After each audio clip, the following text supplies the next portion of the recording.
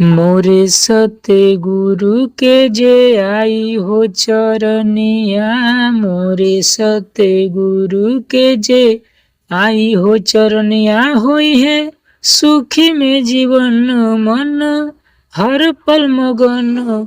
मोरे सतगुरु के, सतगुरु के, मोरे सतगुरु के जे आई हो चरनिया, मोरे सतगुरु के जे आई हो चरनिया।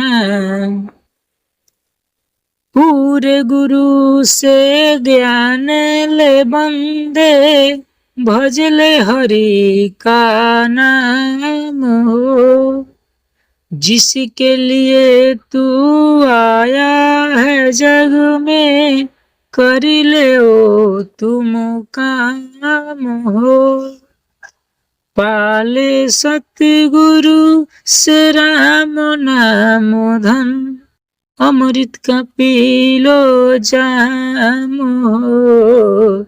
जन्म मरण हवा के कोटि रे बंधनिया, जन्म मरण हवा के कोटि रे बंधनिया, हुई है सुखी में जीवन मन हर पल मगन। मोरे सतगुरु के, सतगुरु के, मोरे सतगुरु के जे आई हो चरनिया, मोरे सतगुरु के जे आई हो चरनिया। तू ही हर पल करता, हर क्षण रखता ध्यान हो। संतो जनों की सेवा करता, बन कर रहे नादान हो।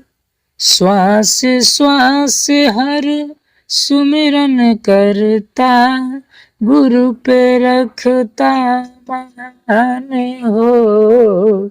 जीवन में आवे ना कोई परेशानिया, जीवन में आवे ना कोई परेशानिया, हुई है सुखी में जीवन मन हर पल मगन। मोरे सतगुरु के, सतगुरु के, मोरे सतगुरु के जे आई हो चरनिया, मोरे सतगुरु के जे आई हो चरनिया।